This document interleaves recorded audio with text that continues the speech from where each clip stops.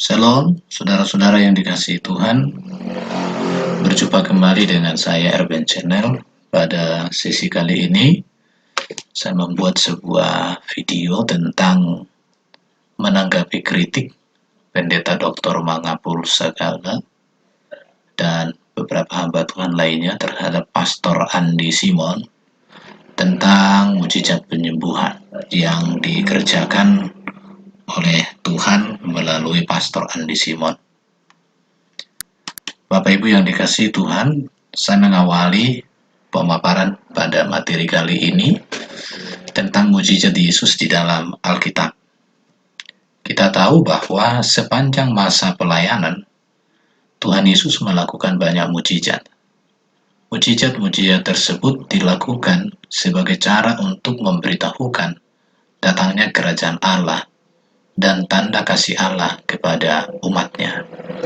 Jadi mujizat-mujizat yang dilakukan oleh Yesus ini merupakan salah satu bentuk atau salah satu cara untuk menyatakan datangnya kerajaan Allah dan merupakan tanda kasih dari Allah kepada umat manusia. Jadi mujizat itu karena Allah mengasihi manusia melalui kehadiran Yesus Sang Firman menjadi manusia. Seluruh perbuatan ajaib yang Yesus lakukan di dalam kitab Injil selalu bersamaan dengan pemberitaan Injil, bersamaan dengan pengajaran kepada semua orang yang datang kepadanya. Hal ini bisa kita baca di dalam Matius pasal 9 ayat 35, bisa dibandingkan dalam Matius 4 ayat 23, Markus 1 ayat 39, dan Lukas 4 ayat 44. Demikianlah Yesus berkeliling ke semua kota dan desa. Ia mengajar dalam rumah-rumah ibadat dan memberitakan Injil Kerajaan Surga, serta melenyapkan segala penyakit dan kelemahan. Dalam materi ini, saya menunjukkan tentang ia mengajar dalam rumah-rumah ibadat, ia memberitakan Injil, ia melenyapkan segala penyakit dan kelemahan. Tiga hal ini selalu berkaitan di dalam pelayanan Yesus. Jadi, gereja tidak berpatokan hanya kepada pengajaran. Gereja juga tidak hanya berpatokan kepada pemberitaan Injil. Gereja juga tidak hanya menitikkan beratkan kepada mujizat. Ketiga hal ini harus dikerjakan oleh gereja secara bersamaan. Pengajaran harus dikerjakan, memberitakan Injil harus dikerjakan, melenyapkan segala penyakit dan kelemahan juga harus dikerjakan. Untuk itu perlu keseimbangan bagi gereja Tuhan dalam mengerjakan pelayanan. Orang yang memiliki keunggulan dalam mengajar jangan melalaikan tentang pemberitaan Injil. Demikian juga terhadap melenyapkan segala penyakit dan kelemahan. Atau orang yang memiliki karunia menitikberatkan kepada mengadakan mujizat sehingga mengesampingkan pengajaran dan memberitakan Injil, ini juga sesuatu hal yang tidak dibenarkan dalam gereja. Jadi jelas sekali, gereja harus memiliki pola dan teladan pelayanan itu dari apa yang dikerjakan Yesus. Tiga bentuk pekerjaan ini harus dilakukan bersamaan. Itu yang ideal dan ini menjadi harapan dan cita-cita gereja, dasar, pondasi dan nilai pelayanan gereja. Perlu juga kita tahu bahwa mujizat bukan tujuan pelayanan, melainkan kerajaan surga. Mujizat adalah alat dan sarana dari tujuan. Jadi tujuan pelayanan itu adalah kerajaan surga. Bagaimana orang mengenal kerajaan surga? Maka diberikanlah mujizat, diberikan tanda-tanda heran, supaya melalui tanda-tanda heran itu orang melihat kerajaan surga itu dinyatakan. Tuhan Yesus sang pembuat mujizat tentu harus lebih berharga dan lebih berarti dibanding mujizat itu sendiri. Di dalam iman Kristen tidak boleh orang menggantikan posisi Yesus dengan mujizat. Tetapi mujizat yang dikerjakan oleh Tuhan supaya orang semakin mengenal bahwa Allah kita Allah yang berkuasa, Allah kita Allah yang hidup, Allah kita Allah yang ajaib. Itu yang harus diperhatikan dari sini. Tidak semua mujizat yang dilakukan oleh Tuhan Yesus itu tercatat dalam Alkitab. Tetapi mujizat-mujizat yang tercatat di dalam Alkitab ini sudah cukup untuk menyatakan bahwa Yesus adalah Mesias, Anak Allah.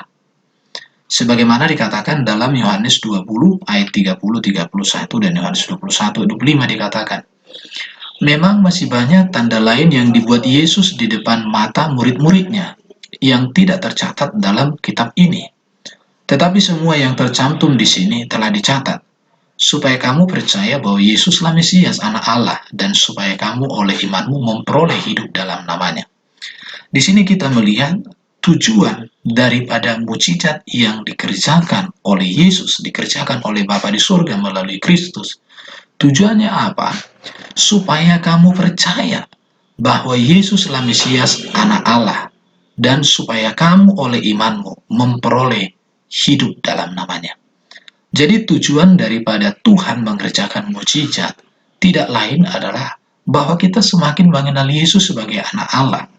Dan di dalam pengenalan akan Yesus sebagai anak Allah ini, kita memperoleh hidup, memperoleh keselamatan, memperoleh penebusan, memperoleh segala sesuatu yang terbaik untuk kita. Itu yang menjadi catatan. Jadi tidak pernah mujizat itu menjadi tujuan. Tetapi mujizat itu adalah sarana dari tujuan, atau tujuan kita adalah Tuhan itu sendiri.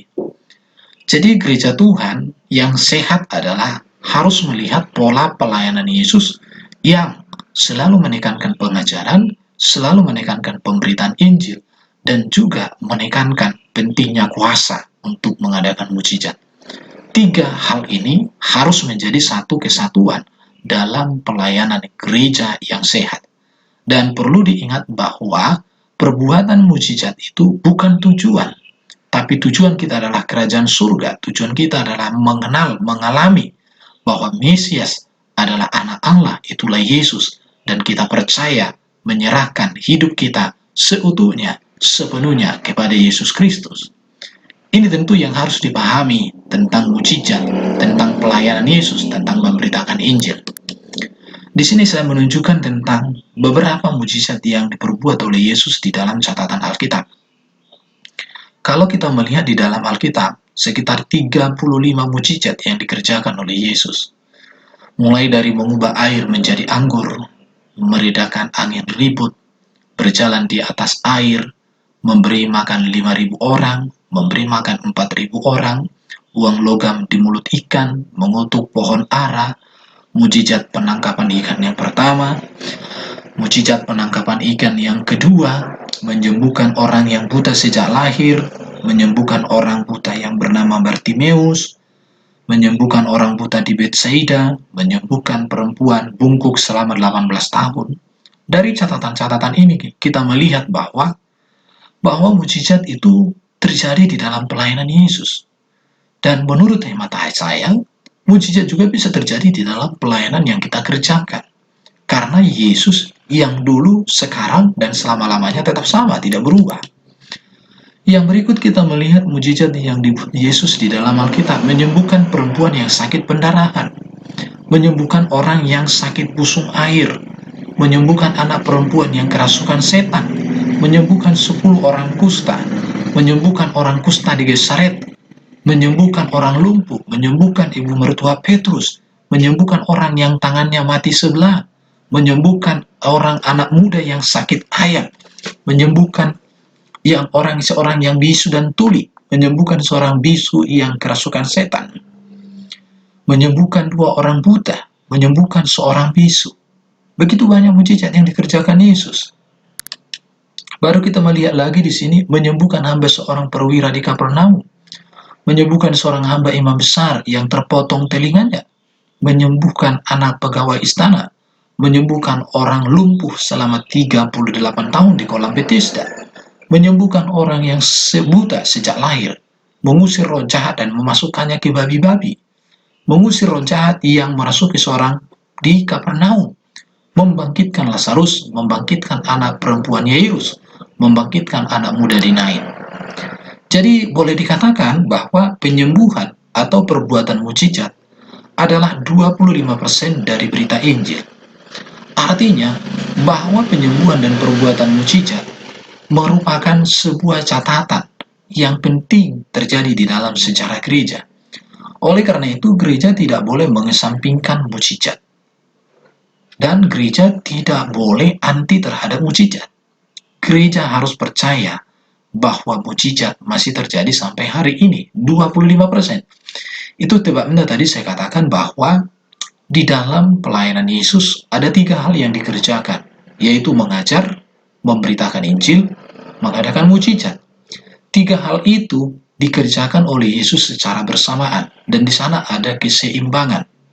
Di sini saya menunjukkan bahwa 25% dari berita Injil merupakan perbuatan mukjizat yang dikerjakan oleh Yesus.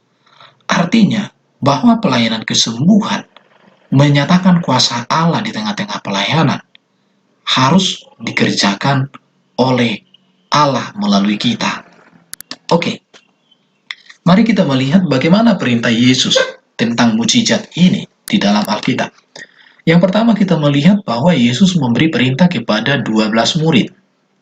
Sebagaimana tertulis dalam Matius pasal 10 ayat 1 dikatakan, Yesus memanggil ke-12 muridnya dan memberi kuasa kepada mereka untuk mengusir roh-roh jahat dan untuk melenyapkan segala penyakit dan segala kelemahan.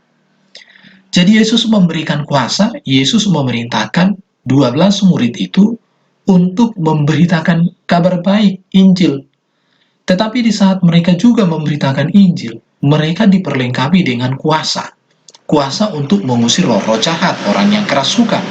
Kuasa untuk melenyapkan segala penyakit dan kelemahan. Artinya bahwa pelayanan mukjizat, pekerjaan mengadakan mukjizat, merupakan bagian yang tidak terpisahkan dari pelayanan para rasul, para murid Yesus. Dan tentu juga di dalam pelayanan gereja. Dan kembali saya tekankan bahwa pengajaran pemberitaan Injil dan mengadakan mukjizat adalah satu kesatuan yang harus kita teladani dari Yesus, dan kita harus mengerjakan itu. Mengapa? Karena Yesus memberikan juga otoritas, kuasa untuk melakukan hal itu kepada kita yang adalah gerejanya, kepada kita adalah mana anaknya, murid-muridnya. Jelas di sini kepada 12 murid. Yesus memanggil ke-12 muridnya dan memberi kuasa kepada mereka. Kuasa untuk apa? Mengusir roh jahat. Kuasa untuk apa? Melenyapkan segala penyakit dan melenyapkan segala kelemahan. Jadi apa yang dikerjakan oleh Yesus, diberikan juga pekerjaan itu kepada murid-muridnya. Dan tentu murid-murid meneruskan, mempergunakan kuasa yang diberikan oleh Yesus. Bukan kuasa dari dirinya, tapi kuasa yang berasal dari Yesus. Sekarang kita melihat bagaimana perintah Yesus kepada 72 murid. Dalam Lukas pasal 10 ayat 1 dan 9 dikatakan begini. Kemudian daripada itu, Tuhan menunjuk 70 murid yang lain. Lalu mengutus mereka berdua-dua mendahulunya ke setiap kota dan tempat yang hendak dikunjungi. Dikatakan diutus mereka berdua-dua ke setiap kota dan tempat yang hendak dikunjungi Yesus. Dan Yesus katakan, dan sembuhkanlah orang-orang sakit yang ada di situ, dan katakanlah kepada mereka, kerajaan Allah sudah dekat padamu. Di sini kita melihat bahwa kembali Yesus memberi kuasa, bahwa dalam pelayanan para muridnya diberikan otoritas untuk menyembuhkan orang sakit. Bahkan dikatakan yang ada di situ. Tetapi tetap juga bahwa pelayanan daripada para murid di sini tidak melulu berfokus kepada menyatakan kuasa kesembuhan. Tetapi juga di sini ada pengajaran, yaitu kerajaan Allah sudah dekat padamu, dan tentu ada pemberitaan Injil. Jadi kembali kita melihat kepada 12 murid tadi bahwa mengajar, memberitakan Injil, mengadakan mukjizat adalah satu kesatuan di dalam pelayanan. Dan hal itu juga terjadi di tengah-tengah pelayanan kepada 72 murid, bahwa mengajar, memberitakan Injil, dan mengadakan mukjizat atau menyembuhkan adalah satu kesatuan dalam pelayanan. Dan ini menjadi teladan kita yang harus kita kerjakan juga. Dan kita minta otoritas dari Yesus, supaya kepada kita diberikan otoritas kuasa untuk hal tersebut. Kita melihat sekarang bagaimana perintah Yesus kepada semua orang percaya. Karena ada orang mengatakan bahwa Nah, itu pekerjaan 12 murid. Itu pekerjaan 72 murid. Sekarang tidak ada mujizat. Tetapi Yesus katakan kepada semua orang percaya dalam Markus 16 ayat 15 sampai 18 dikatakan. Lalu ia berkata kepada mereka, "Pergilah ke seluruh dunia, beritakanlah Injil kepada segala makhluk." Kembali, Yesus menyuruh kita untuk memberitakan Injil. Sama seperti yang dikerjakan oleh Yesus bahwa dia memberitakan Injil dari desa ke desa, dari kota ke kota. Dikatakan kepada segala makhluk. Tanda-tanda ini menyertai orang yang percaya, artinya orang percaya yang memberitakan Injil. Apa yang diberikan tanda? Mereka akan meletakkan tangannya atas orang sakit, dan orang itu akan sembuh. Jadi kuasa yang dinyatakan oleh Yesus dalam pelayanannya, kuasa yang diberikan oleh Yesus kepada 12 murid dan kepada 72 murid, sekarang otoritas dan kuasa dan perintah itu juga diberikan kepada semua orang percaya. Maka saya katakan tadi bahwa mengadakan mujizat adalah bagian dari pelayanan pengajaran dan pemberitaan Injil. 3 hal ini harus dikerjakan secara bersamaan. Jadi gereja yang sehat adalah gereja yang mengajar, gereja yang memberitakan Injil, gereja yang menyatakan kuasa Allah. Salah satu tidak ada di antaranya, berarti bisa dikatakan itu tidak sehat. Apalagi kalau ada hamba Tuhan atau gereja yang menentang mujizat. Atau kalau gereja itu hanya menekankan mujizat, tapi tidak memberikan pengajaran yang mendewasakan, tidak memberitakan Injil kepada yang belum percaya Injil, itu bukan gereja yang sehat. Gereja yang sehat adalah mengerjakan pengajaran pemberitaan Injil dan menyatakan kuasa mujizat Tuhan di tengah-tengah pelayanan. Adakah gereja yang mengerjakan 3 hal ini secara bersamaan? Kalau tidak ada, berarti gereja tidak sehat lagi. Oleh karena itu, gereja harus bertobat. Jadi gereja hanya mendengungkan pengajaran, tapi tidak memberitakan Injil dan tidak menyatakan kuasa Tuhan. Itu belum sehat juga. Tetapi 3 bentuk daripada pelayanan ini harus dikerjakan secara bersamaan, yaitu memberitakan Injil, pengajaran, dan menyatakan kuasa Allah. Itu dikerjakan Yesus, itu dikerjakan 12 murid, itu dikerjakan 72 murid, dan ini juga dikerjakan semua orang percaya di tengah-tengah pelayanan. Oleh karena itu, maka kita lihat di sini tentang penyembuhan dalam zaman para rasul atau gereja mula-mula. Dikatakan bahwa kitab Kisah Para Rasul merupakan sebagai catatan ringkas dari pelayanan para rasul.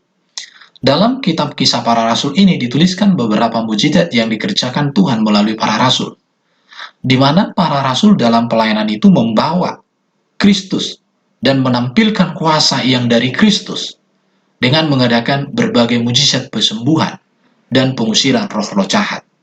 Ini bisa kita lihat di dalam Kisah Rasul pasal 4, 16, 22, pasal 15 ayat 12, 19 ayat 11. Antara lain juga bisa dilihat di sini tentang mujizat melalui Petrus.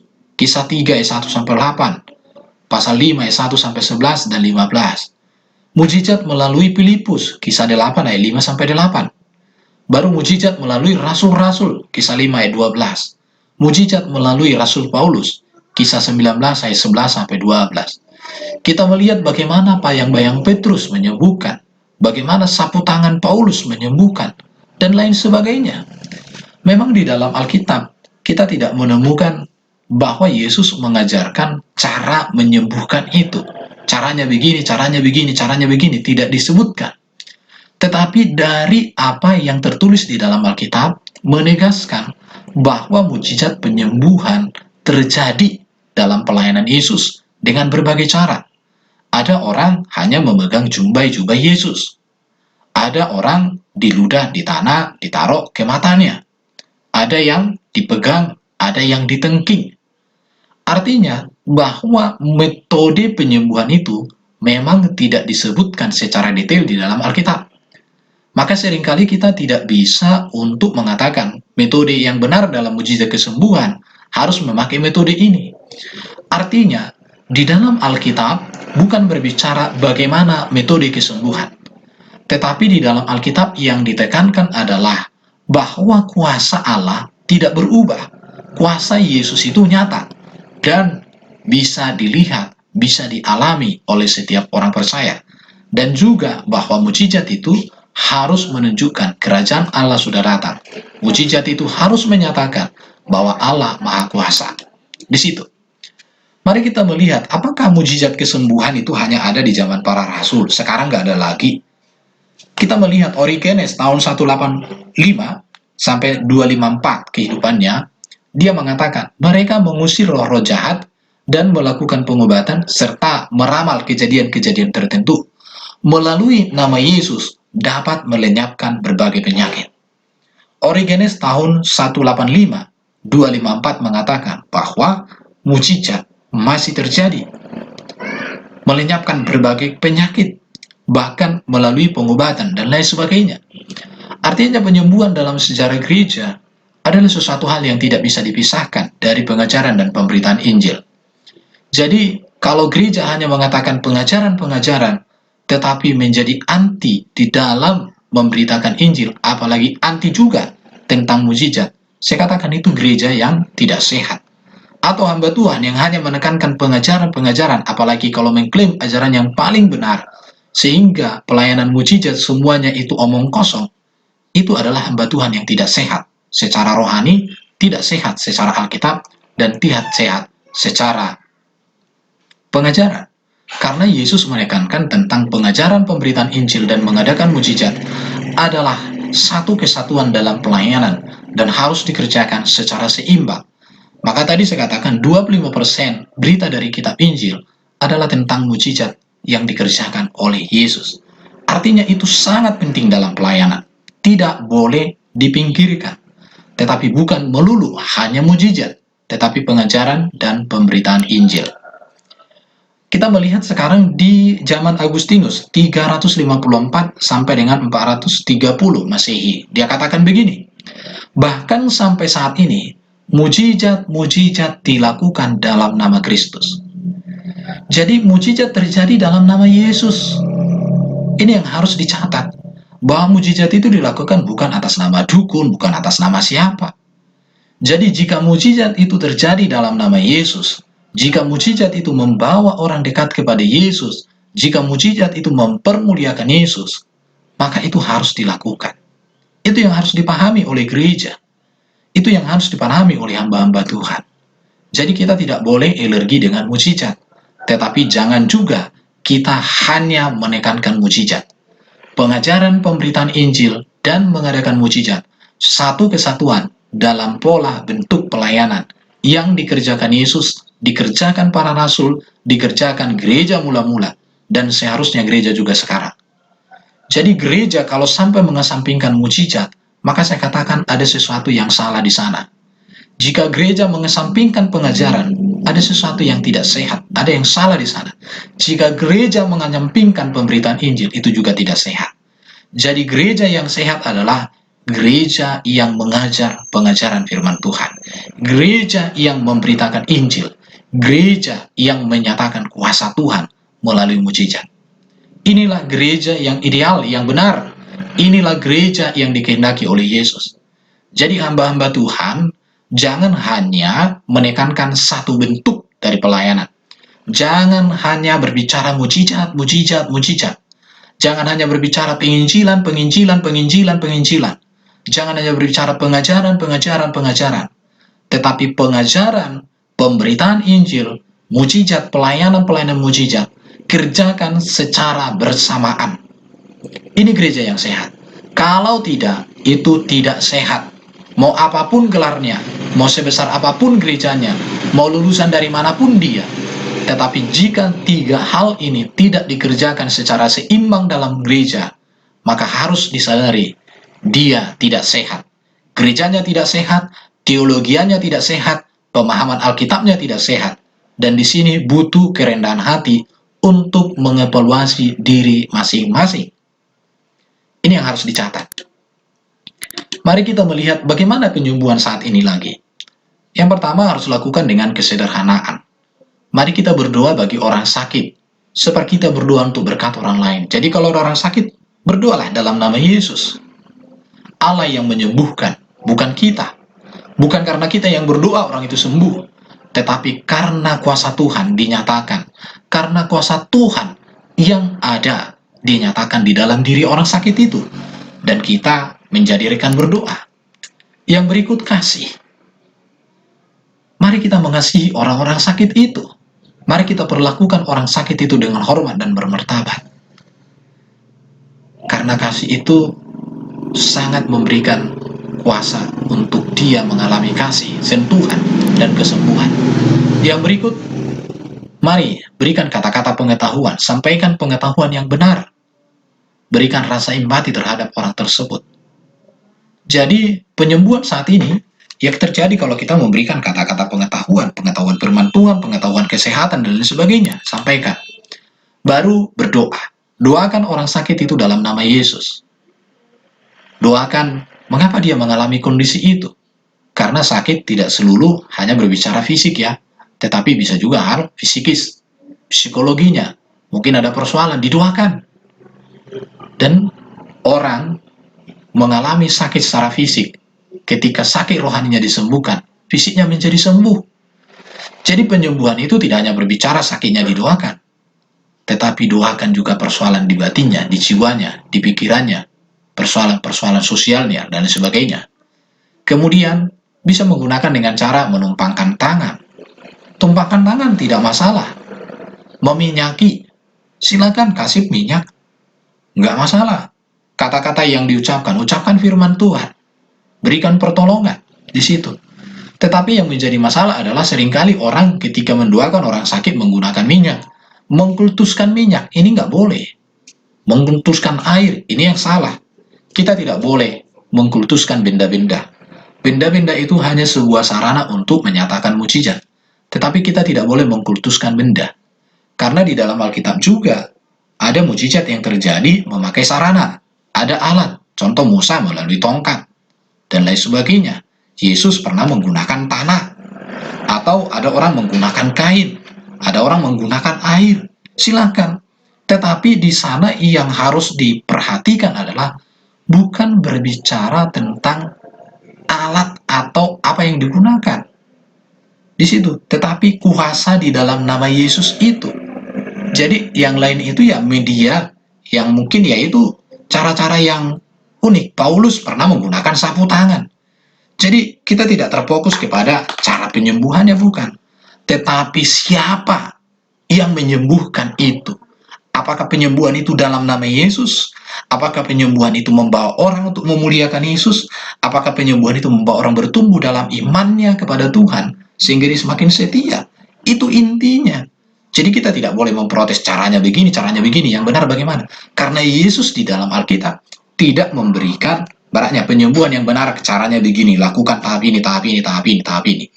Karena Yesus sendiri juga dalam mengadakan mujizat dengan cara yang unik, cara yang ajaib di situ. Yang berikut juga yang harus dipahami adalah instruksi lebih lanjut dalam mengadakan mujizat kesembuhan. Tenangkan orang sakit itu melalui kasih Allah. Dia harus menyadari bahwa penyembuhan memerlukan waktu di situ. Tidak serta-merta begitu didoakan sembuh, bukan, memerlukan waktu, memerlukan proses juga. Dorong orang sakit itu untuk bertekun di dalam Tuhan, menantikan belas kasihan Tuhan. Dan dia harus optimis berkata, aku akan sembuh, aku sudah sembuh. Baru dorong orang sakit itu untuk menemui dokter. Karena Allah juga menggunakan medis untuk kesembuhan, tidak masalah. Kita boleh berdoa untuk orang sakit, kita doakan. Kalau sembuh tanpa pergi ke dokter, puji Tuhan. Allah berkuasa melakukan itu. Tetapi kalau harus pergi ke dokter juga, Tuhan memberkati. Artinya, esensi iman Kristen bukan tentang sembuh atau tidak dari penyakit. Tetapi esensi iman Kristen adalah mengenal dan mengalami kasih Allah, pemulihan, pendamaian, hubungan dengan Allah. Itu esensinya. Tetapi juga Tuhan berkenan untuk menyatakan mujizat. Ya puji Tuhan. Muliakan Tuhan. Di situ. Karena Paulus juga mengalami sakit juga dalam hidupnya. Paulus diberikan kuasa untuk mengadakan mujizat. Namun ia sendiri juga mengalami sakit. Hal ini tertulis dalam Galatia pasal 4 ayat 13. Kamu tahu bahwa aku pertama kali telah memberitakan Injil kepadamu oleh karena aku sakit padamu. Jadi orang yang melayani Tuhan bukan berarti tidak ada sakit. Jadi kalau orang mengatakan, kalau kita hidup di dalam Yesus tidak ada sakit penyakit, itu salah. Tetapi bagaimana orang itu di dalam sakitnya tetap memuliakan Tuhan? Dan jikalau Tuhan berkenan menyembuhkan penyakit itu secara total, puji Tuhan. Tetapi jika penyakit itu ada dalam tubuh kita, tidak disembuhkan oleh Tuhan, mari kita tetap juga melayani Tuhan, mengabdi kepada Tuhan, bahkan mengerjakan pekerjaan Tuhan dengan sungguh-sungguh. Dan itu dilakukan oleh Paulus. Jadi kalau ada ajaran mengatakan siapa yang ikut Yesus pasti tidak ada sakit penyakit, itu salah. Tetapi orang yang melayani Yesus, orang yang setia kepada Yesus, maka dalam segala keadaan apapun dia memuliakan Yesus. Itu yang tepat, itu yang benar, dan itu yang dikerjakan oleh Paulus. Oke, jadi instruksi lebih lanjut 1 Timotius 5 ayat 23 dikatakan, janganlah lagi minum air saja, melainkan tambahkanlah anggur sedikit, berhubung pencerahanmu terganggu dan tubuhmu sering lemah. Artinya, bahwa di dalam kesembuhan juga, kita harus menaati peraturan hidup sehat. Karena kita menuai apa yang kita tabur. Orang sakit, karena mabuk-mabukan, kita doakan sembuh, ya repot juga. Artinya, orang itu harus diajar juga untuk taati hidup sehat. Jadi, inilah namanya, di dalam pelayanan Yesus itu mengajar, memberitakan Injil, mengadakan mukjizat, satu kesatuan. Dan itulah kunci, itulah tanda, itu bukti bahwa pelayanan itu sehat. Yesus sudah meneladankan, murid-murid sudah meneladankan, para rasul, gereja mula-mula juga sudah mengerjakan, meneladankan, dan sekarang adalah bagian kita. Jadi ada pengajaran tentang apa? Tentang Alkitab, tentang kebenaran. Pengajaran tentang apa? Tentang dunia medis. Harus diajarkan juga semua, supaya berjalan secara seimbang. Oke, sekarang saya berikan instruksi terakhir, Yakobus 5 ayat 13-16. Kalau ada seorang di antara kamu yang menderita, baiklah ia berdoa. Kalau ada seorang yang bergembira, baiklah ia bernyanyi. Kalau ada seorang di antara kamu yang sakit, baiklah ia memanggil para penatua jemaat supaya mereka mendoakan dia serta mengolesnya dengan minyak dalam nama Tuhan. Dan doa orang yang lahir dari iman akan menyelamatkan orang sakit itu, dan Tuhan akan membangunkan dia. Dan jika ia telah berbuat dosa, maka dosanya itu akan diampuni. Karena itu, hendaklah kamu saling mengaku dosamu dan saling mendoakan, supaya kamu sembuh. Doa orang yang benar, bila dengan yakin didoakan, sangat besar kuasanya. Artinya bahwa pelayanan kesembuhan tidak melulu berbicara kesembuhan secara fisik, namun juga berbicara kesembuhan secara rohani, yaitu lepas dari ikatan dosa, yaitu pulihnya persekutuan dengan Tuhan. Jadi dalam pelayanan kesembuhan, kita tidak hanya berdoa untuk kesembuhan sakit penyakitnya, tetapi bagaimana kerohaniannya dipulihkan, bagaimana pengenalannya kepada Tuhan ditumbuhkan. Dan itulah yang saya sebutkan tadi. Gereja yang sehat adalah gereja yang mengerjakan pelayanan pengajaran, pelayanan pemberitaan Injil, pelayanan kesembuhan. Tiga-tiganya harus ada di dalam gereja. Satu di antaranya tidak dipentingkan, itu tidak sehat. Tetapi jika hanya menekankan satu lebih penting dari yang lain, itu juga tidak sehat. Tetapi di sini perlu gereja belajar keseimbangan antara pengajaran pemberitaan Injil dan mengadakan mukjizat. Yesus sudah meneladankan, para rasul sudah meneladankan, gereja mula-mula sudah meneladankan. Kita mari mengevaluasi diri kita, gereja kita, pelayanan kita masing-masing. Apakah sudah sesuai dengan apa yang dikerjakan oleh Yesus? Saya akan memberikan catatan yang penting untuk setiap kita, hamba-hamba Tuhan dan gereja Tuhan. Mujizat kesembuhan yang datang dari Tuhan membawa orang semakin mencintai Tuhan, melampaui mujizat itu sendiri. Kalau mujizat itu membawa orang jauh dari Tuhan, itu adalah kesalahan. Yang berikut, karunia mujizat bukan untuk kepentingan si pembuat mujizat. Apakah itu pastor, pester, pendeta, atau hamba Tuhan, evangelis, dan lain sebagainya. Tetapi itu kepentingan pelayanan untuk kemuliaan Tuhan. Artinya, pendeta-pendeta atau para pelayan-pelayan, kalau diberikan karunia kuasa untuk mengadakan mujizat, jangan digunakan hanya untuk kepentingan pribadi, tapi untuk kemuliaan Tuhan. Si pembuat mujizat, apakah itu pastor, pendeta, atau evangelis, jangan mencuri kemuliaan Tuhan. Jangan memperkaya diri dan jangan mempopulerkan diri atas karunia yang diberikan Tuhan kepada dirinya. Orang yang mengalami mujizat juga, ini catatan penting ya. Orang yang mengalami mujizat harus mengenal sang sumber mujizat, Tuhan, melebihi mujizat itu sendiri dan juga melebihi si pembuat mujizat, dalam kutip ya, sarana yang dipakai Tuhan. Banyak orang akhirnya lebih mencintai pendeta yang mendoakan dia sembuh daripada Tuhan yang dalam namanya dia disembuhkan. Itu kesalahan. Dan itu bukan pengikut Kristus yang sejati. Orang yang mengalami mujizat harus mengenal sang sumber mujizat, melebihi mujizat, dan si pembuat atau sarana mujizat itu terjadi atas hidupnya yang mendoakan pendetanya.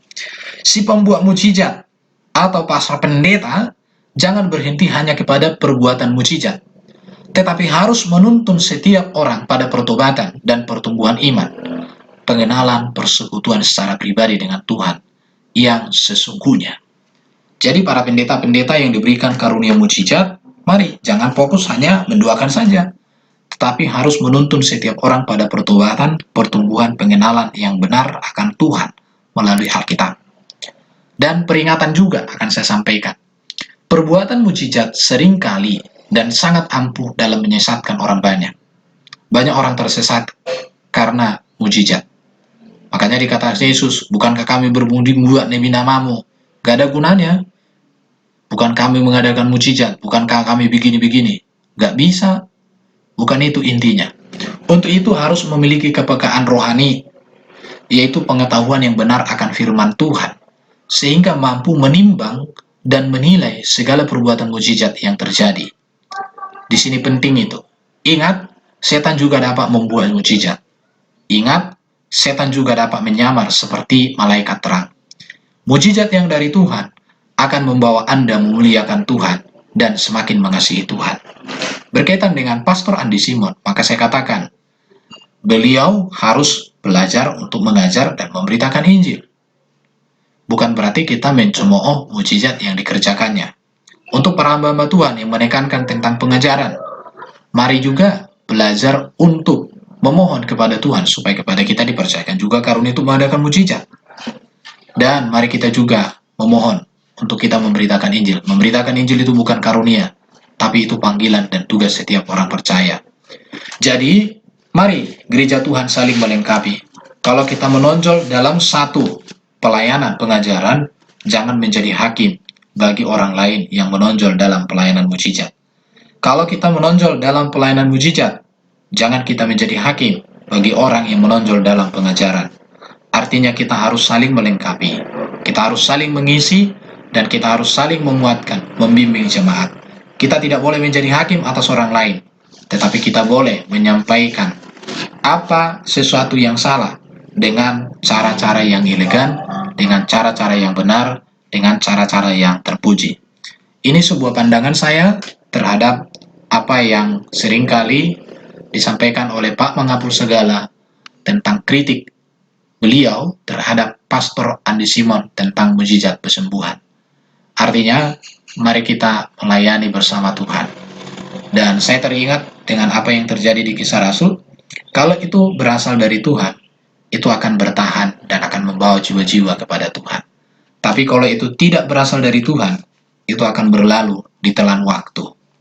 Mari kita dampingi Pak Andi Simon dalam pelayanan, supaya beliau juga dalam pelayanannya semakin dipakai Tuhan luar biasa, dan semakin memperbanyak diri juga untuk mengimbangi pengajaran dengan karunia mujizat, dan supaya jangan terlena hanya di dalam satu bagian. Tadi saya sampaikan bahwa pelayanan yang sehat adalah pengajaran, pemberitaan Injil, dan mengadakan mujizat.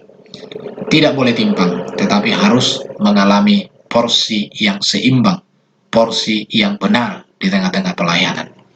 Demikian yang bisa sampaikan. Tuhan Yesus memberkati kita semua. Shalom.